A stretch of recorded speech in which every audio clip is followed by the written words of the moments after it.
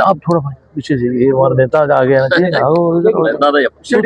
भारत व्यायाम मंडळ सांगली ज्यांना 96 वर्ष पूर्ण झाली आणि 100कडे वाटचाल करतायत, पण सगळी वर्ष दरवर्षी एखादा खूप मोठा युनिक जे मोठाही असतो आणि वेगळाही असतो असा इव्हेंट, असा उपक्रम ते करतात. कधी ते राज्यस्तरीय कबड्डी स्पर्धा करतात, कधी ते राष्ट्रीय स्तरावरची कबड्डी स्पर्धा करतात. यावर्षी राज्यस्तरीय शरीर सौष्ठव स्पर्धा आयोजित केली आहे. अतिशय नेमकं नियोजन आणि अतिशय देखणं नियोजन करण्यामध्ये मंडळाचे अध्यक्ष महेश पाटील आणि त्यांची टीम ती नेहमीच पुढे असतात.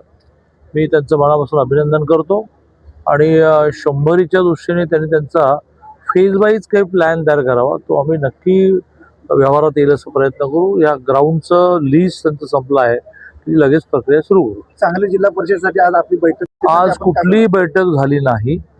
आज 2 कार्यक्रम, एक तर जिल्हास्तरीय ग्रंथ उत्सवाचा समारोप आणि शरीर संस्था, 2 कामाने आलो की मी खूप भेटीगाठी करत असतो. सांगली जिल्ह्याची जिल्हा परिषदेच्या अध्यक्षपदाच्या निवडणुकीच्या बाबतीमध्ये आम्ही वेट अँड वॉच बघूया काय काय होतं. अजित पवार गटाचे काल सांगितलं की म्हणून म्हटलं 16 वर्ष देईल, म्हणून म्हटलं की बाजूने की wait and watch, wait and watch भूमिकेमध्ये आम्ही आहोत आणि प्रत्येकाला आपला अध्यक्ष व्हावा आणि आपला पदाधिकारी व्हावा असं वाटणं स्वाभाविक आहे, त्यात चुकीचं काहीच नाही. व्यवहारात काय काय होतं बघूया. 1930 पासूनचे जिल्ह्यातले आहेत, पण विकास निधी मिळत नसल्यामुळे अनेक विकास कामं राहिलेले आहेत. आपण त्यांनी एक यादी व्यवस्थित करावी आणि पुढच्या 4 वर्षात त्यांची 100 जी 2030ला आहे तोपर्यंत सगळे विषय पूर्ण करू, काय अडचण नाही. ज्या पद्धतीनं भारत आणि पाकिस्तान युद्ध चालू होतं त्यावेळी नरेंद्र मोदींनी डोनाल्ड ट्रम्पनं सांगून ते थांबवलं होतं. त्याच पद्धतीने आता इराण आणि याचं युद्ध चालू आहे. तर संजय राऊतांनी सांगितलं की मोदीने हस्तक्षेप करून हे युद्ध थांबवलं. पहिलं वाक्य तुमचं मला पूर्णपणे अमान्य. भारत पाक युद्धामध्ये डोनाल्ड ट्रम्पने वगैरे काही भूमिका बजावली नाही.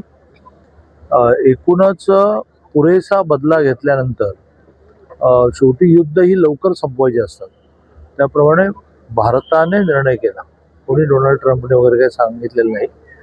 आणि संजय राऊतांना आता फक्त चंद्र, सूर्य, मंगळ यावरच्या विषयांवरच बोलण्याचं बाकी राहिलं आहे. बाकी सगळ्या विषयांवर ते त्यांची भूमिका, मला आश्चर्य वाटते की सगळ्या विषयावर ते ठामपणे भूमिका मांडत असतात. मी त्यांचं मनापासून अभिनंदन करतो. दुबईमध्ये काही नागरिक आपले अडकलेले आहेत, सांगली कोपरचे. मोदीजी, भारत सरकार आतापर्यंत जेव्हा म्हणजे मग युद्ध झाले आणि त्या ठिकाणच्या भारतीयांना सुखरूप आणण्याचा विषय आला, त्या वेळेला अतिशय सुखरूपपणे सगळ्यांना बाहेर काढलेलं आहे. जगामध्ये भारताची स्थिती पण अशी निर्माण झाली, भारताच्या शब्दाला वेटेज, वजन इतकं निर्माण झालं की ते अतिशय सुरळीतपणे यावेळेला पार पडले. महाराष्ट्र केसरीचा वाद आता चव्हाट्यावर आलेला आहे. एकच महाराष्ट्र केसरी भरवावी, अन्यथा सर्व महाराष्ट्र केसरी ज्यांना गदा मिळालेले ते परत देण्याचा इशारा आता सर्व महाराष्ट्र केसरीने दिलेला आहे. सरकारने हस्तक्षेप करावा असं त्यांची मागणी. नाही, सरकारने खेळ, कला अशा विषयांमध्ये कुठलाही हस्तक्षेप करू नये. त्या क्षेत्रातली मंडळी सक्षम असतात, ते त्यांचे प्रश्न नीट सोडवतात. ते त्यांनी सोडवले तर नीट सोडवले जातील. कृष्णा नदीमध्ये विखे पाटलांनी सुद्धा या बजेटमध्ये शेरी नाल्याचा विषय मार्गी लागावा असा प्रयत्न माननीय सुधीर दादा, माननीय सुरेश भाऊ यांच्या नेतृत्वाखाली चालला आहे आणि मला अशी आशा वाटते की बजेटमध्ये त्यासाठी आवश्यक असणारी तरतूद होईल. प्रदूषण महामंडळाकडनं वारंवार या गोष्टीकडे दुर्लक्ष केलं जाते आणि त्यामुळं कृष्णा नदीचं दूषित पाणी नागरिकांना सुद्धा प्यायला लागते आणि आरोग्य धोक्यात यायची वेळ आलेली आहे. बऱ्याच वेळेला असं झालेलं आहे. प्रदूषण महामंडळाला आपण काय सांगाल?